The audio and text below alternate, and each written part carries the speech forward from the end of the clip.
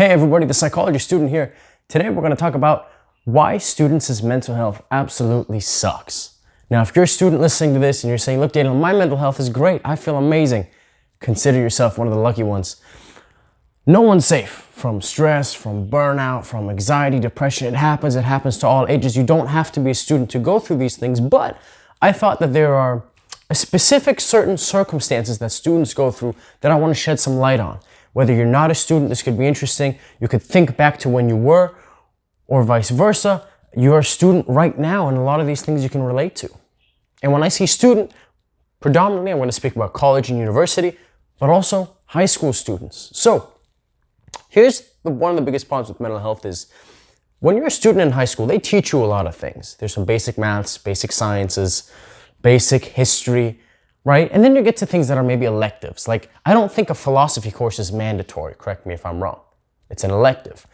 Not all high schools offer psychology courses. And if they do, granted, they're probably an elective. My worry is that because mental health is so ubiquitous, meaning it's seen everywhere, it's noticed, it impacts your everyday life, why is this not a mandatory course? Why is there not a mandatory course both at the university and college level and at the high school level, telling you the basics about mental health, how to look out for yourself, your health, sleeping, nutrition, seeing your friends, how to identify burnout, stress, depressive symptoms, what depressive symptoms can you manage, what depressive symptoms should you reach out to a professional for. But the problem is they kind of just delegate that stuff to you. They go, look, you're the expert of your own body, you figure that out yourself. I had a presentation, probably one of my best presentations ever. Check it out. It's on YouTube and on Spotify, Apple Podcasts. I talked about burnout. It's called The Scam of Burnout. And I had this brilliant point that I got from psychiatrist Dr. K, where he goes, you know, you go to work or you go to school. They put an unbelievable and sometimes even damn near impossible amount of work in front of you. And then when you get burned out, the solution isn't ever to go, oh, well, maybe we'll lessen the amount of work we give you. The solution is we'll go out for a walk. Go do yoga. So there's a problem, but they're going, we're not going to change anything on our end. Maybe you can change something on your end. Here's the reason why your mental health sucks. If no one has sat down with you and explicitly said, look, this is, when I say mental health, what am I talking about? So most people are going to start to think about mood and emotions, like happiness, like sadness, like anger, right? You might also think about things like mindset, like, oh, I want a positive mindset. I don't want a negative mindset. I want to see the world as the glass half full as opposed to half empty, right? Things of that nature. When we look at our health, it is extremely hard to go about our everyday business if there's something wrong, if you have a leg broken, if you have a rash, if you've got an eye infection. The same is true if it's internal. If for whatever reason your serotonin levels are low, you're going to feel tired. You're going to feel not as energized. You won't feel like in the mood to do anything. If your cortisol levels are really high, you might get headaches. Again, you might feel super tired. You might feel irritated and more impatient. And what happens is these young people, they're not taught about what to look out for. What are the signs of burnout? What are the signs of depression? What is normal, like just an emotion of sadness that comes and goes, versus this is now beyond normal. And because they don't differentiate what is the difference between, let's say, a cramp in your arm versus a dislocation in your arm, they treat both of them the same. So what I'm saying is you've got a bunch of people with dislocated shoulders walking around thinking it's a cramp. Essentially, that's what's going on. And not to mention the stigma behind it. Especially, in my opinion, if you're a man. If you are a male, there's still the stigma where it's not as easy to come forward to talk to a counselor about the problems that you're going through, whether it be relationship-based, having to do with yourself, identity-based, having to do with school, with work, with whatever factor it may be. So no one teaches you how to do this. To really take a line from Dr. K's book, it's as if you're about to start playing a game, but there is no tutorial. Like, your parents sat down and they told you some stuff about how to go to school and how to be friendly and share and don't hit others and things of that nature. But how do you manage stress? And what most people will do is they'll give you things like, don't worry about it. Or just pretend it doesn't exist. Or just think positively. That's like me giving you a controller for this new PlayStation game, and you say, Daniel, how do I shoot? Or how do I run? And I go, just press all the buttons. Or don't worry about that right now. What happens? What happens when you enter into a game and you don't have the tutorial, when you don't have the blueprint? A lot of people figure it out on their own, and they figure out things that work for them, even though it's not necessarily correct. And a lot of people don't figure it out for quite a long time. And guess what happens? If you suck at something enough, you'll just put down the controller and you go, I don't want to play anymore. That's what happens. That's a huge factor, in my opinion, of why people drop out of school, of why people quit their jobs, of why people don't have any hobbies, and they lose that ambition because they were never given the tutorial of what happens when I feel stressed. What happens when I start to overthink at night and I can't fall asleep? What should I do? And then God bless your parents, they go, don't think about it. You go, thanks, that's an awesome idea. So you try not to think about it, but guess what? You can't, so you keep thinking about it. All of a sudden you're up till 2, 3 in the morning, you're exhausted. You finally fall asleep, and then you gotta wake up the next day at 6 to go to school. Now you're groggy, you're tired. When our sleep schedule is messed with, guess what also happens? Your appetite is also messed with. Now you don't really wanna eat anything. You don't have an appetite. Now you're going throughout your day, you don't have good sleep. You don't have the right intake of protein, carbs, and fats, so you don't feel well. There's not a chance in hell you're gonna exercise. There's a huge decrease in your ability to learn new information and to be able to recall old information once you're going off of poor sleep. So all of a sudden, it's this giant domino effect.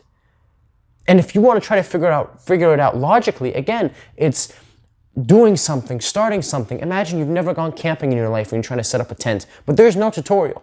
And you've never seen anyone set up a tent before. Or maybe you've seen people's tents as they're already set up, but you've never seen someone put it together. So you're going, how the heck do I do this? Chances are you're going to set it up yourself. But how much stress will you put yourself through by the time you actually set the damn thing up? So the worry becomes, look, one thing that we don't recognize is when you're at an age, whatever obstacles in front of you, it seems like the biggest thing in the world. When you were in middle school and you were 13 years old and your friend didn't want to play with you anymore, that felt like a huge deal.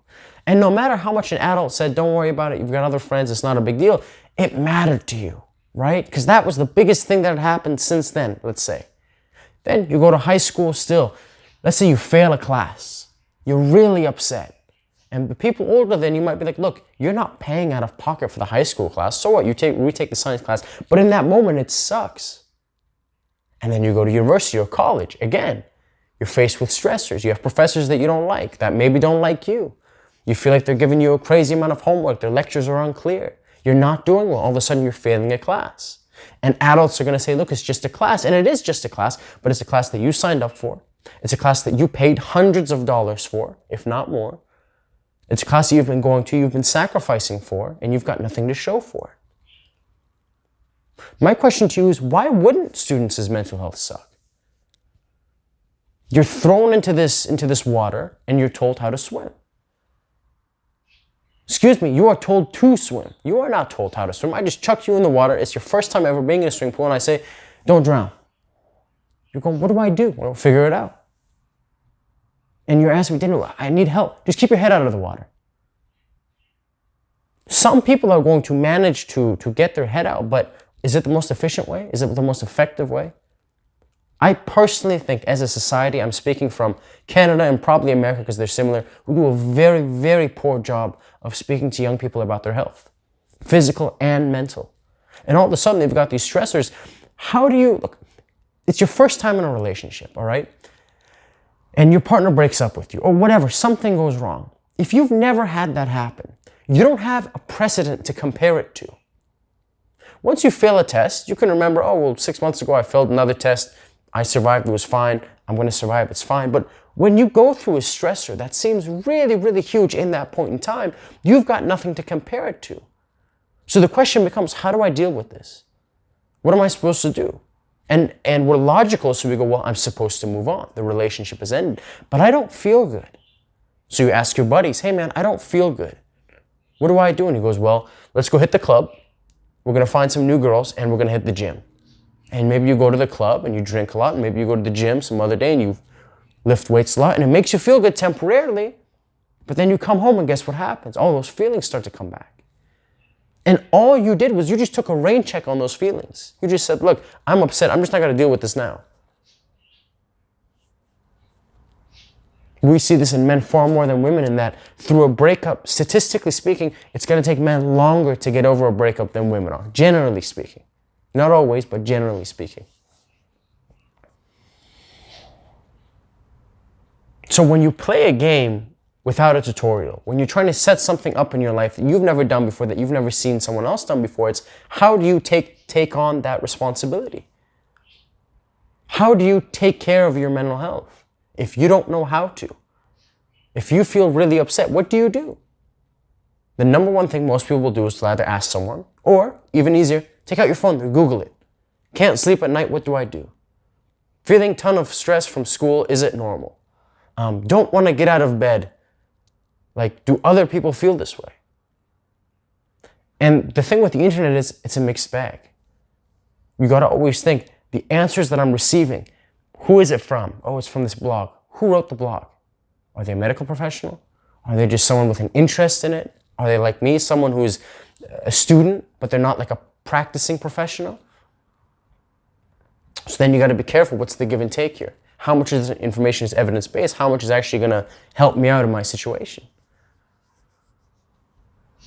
So the first thing that we recognize is, if you're a young person, your mental health isn't that great, it's like you weren't necessarily set up to succeed either. It's not like you told me, Daniel, I took 2 mental health courses in high school, 2 mental health courses in university college, and now I'm not doing well. And by the way, when I say mental health, psychology courses do not count. Because 9 times out of 10, psychology courses are not focused on you, they're focused on the external. And one of the things that I despise, absolutely, is when they're so theoretically based that it gets too far away from pragmatism, from practicality. I feel the exact same way about martial arts.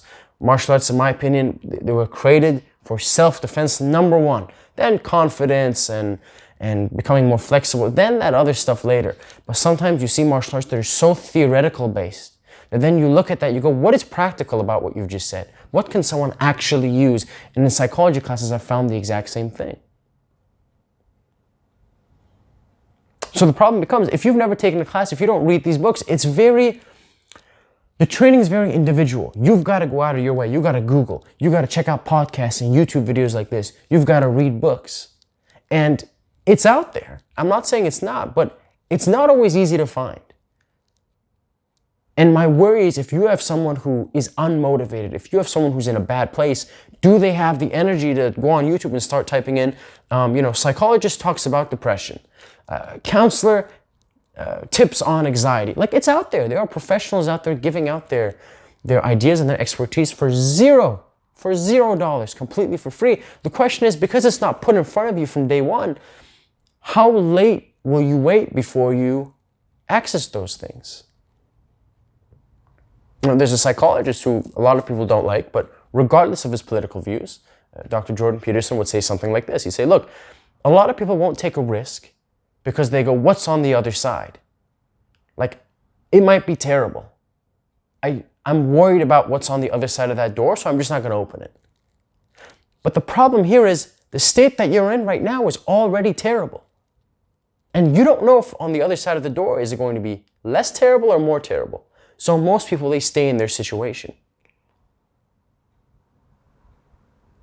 Well, one of the things that you know for certain is, if it's terrible right now in the place that you're in, 3 years, 4 years, 5 years from now, if it's the exact same factors involved, it's still going to be terrible. But if you take that risk and you open that door, let's see what happens.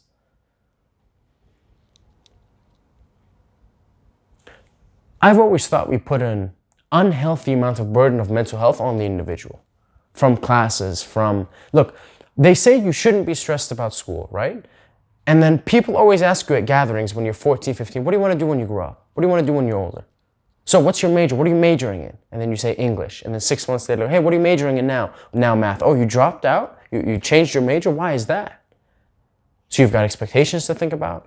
You've got money to think about. You've got time to think about. You've got your own identity to think about. How do you think that impacts someone's self-esteem? And when we've never been taught explicitly to take care of our own health, and people will say things indirectly like, oh, make sure to have fun, make sure to be kind to yourself. I don't like any of that. I'll tell you why. It's way too vague. What does that mean? Make sure to have fun. Make sure to be kind to yourself.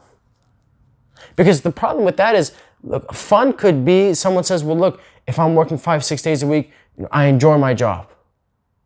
It's like, you can, but there's a different level of activity that one should engage in that has got nothing to do with your job. Or being kind to oneself means different things to different people. Like for one person's idea of being kind to oneself is forcing themselves to do things that they don't want to do. Why? Because they're thinking they're building character and they're building discipline and resilience and it's only going to make them tougher. And there are elements of truth in that. But being kind to yourself, to someone else might mean, look, don't push yourself that hard. Relax. Take it easy. Take the weekends off. So the same words mean different things to different people. That's why I think we have to be extremely specific. If you're one of these people where your mental health is in the gutter, the first step is you realize, I don't feel good. This is one of the worst things you can say to a young person. For everybody listening, and if you're young, you're going to resonate with me. One of the worst things you could say to a young person whose mental health is not in the right place is this. You look at them in the eyes and you go, you are perfect the way you are. Or, this is the best time of your life right now. You should be happy. What they're saying is, you should be happy, okay? What that young person hears is, this is the peak of your happiness in terms of physical health and mental health, and it's only going to go downhill from here. If you're anxious, this is the happiest time of your life. You're only going to feel more anxious. If you've got self-esteem problems, this is as good as it's going to get, and it's only going to get worse. No, you are not perfect the way you are. That is a very contextual saying. Why? Because I've said this before, the moment you say that, you get in between who a person is and who a person could be in the future. And if you're in a bad place right now and you can sense it, you feel the red flags, you're a little more irritated, you don't want to get out of bed.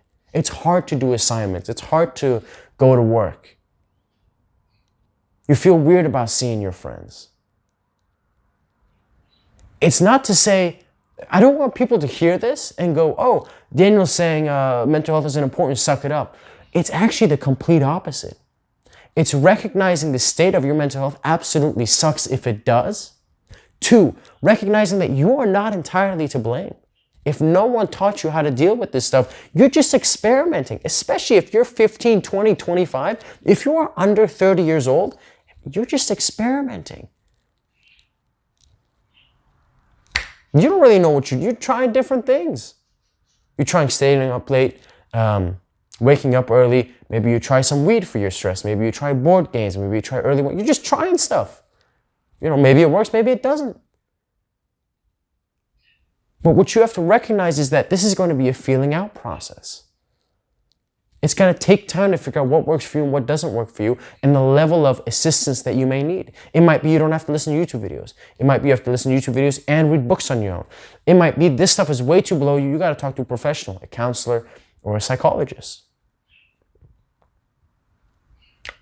If you're in a bad place mental health-wise, I want you to recognize this.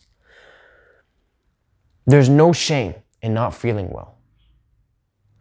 It's got nothing to do with I'm a weak person and I gotta suck it up and I gotta be stronger. In my opinion, as a student, this is what I'd say. You accept the situation. You recognize that a lot of things are out of your control. If your boss is a jerk and he keeps putting you in bad situations, that's not in your control. And maybe you're not in a position financially where you can quit the job, right? And then once you do that, you understand, look, there are certain things in your control. The first and foremost thing I always want you to think about is you have a duty. You have a duty to take care of yourself, to be the healthiest person possible. Why? So not only you can help yourself, but so you can help the people around you. You need to take care of yourself for you. And if there's people out there who are like, look, screw me, man, I don't care about my health. Fine, screw you. In that case, you need to take care of yourself for the sake of the people around you. Because one day, you're going to be in a position where someone's going to look to you for help. You might be an older brother, an older sister, an uncle. You might be a father someday. You might be a mother someday. And when the time comes, when someone is dependent on you and they need a shoulder, you got to be there for them. So even if you're a person who says, I don't care about my mental health, Think about the people closest to you. Think about a situation in which someone will have to depend on you. Are you in a position, mental health wise, where someone else can depend on you? If the answer is no, and that makes you extremely upset, sit with that feeling. What would you look like if you were a person that people could depend on? In a perfect world, what would you feel like every day when you woke up? What would you be doing every day? And what would your perspective be like? Just in fantasy land for just a moment.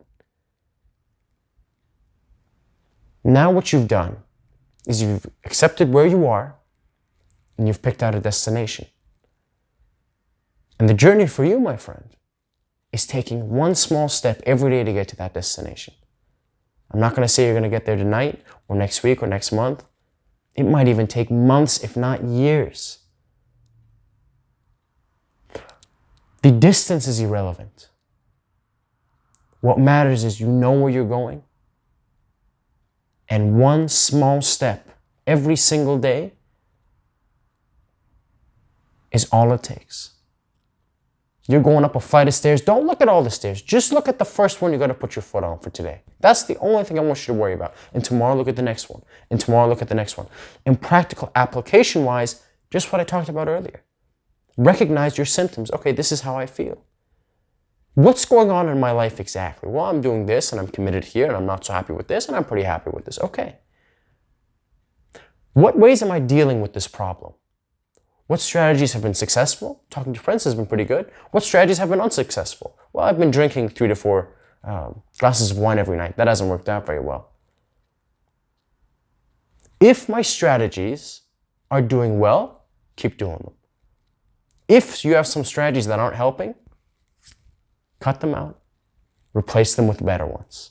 And if you're at a place you're like, Daniel, I don't know about any strategies to implement, folks, see some professional help. I would highly recommend it. Thank you so much for listening, everybody. I hope you enjoyed. I hope it was helpful. Please take care of yourselves, stay safe, and you'll hear from me again next week. Take care, folks.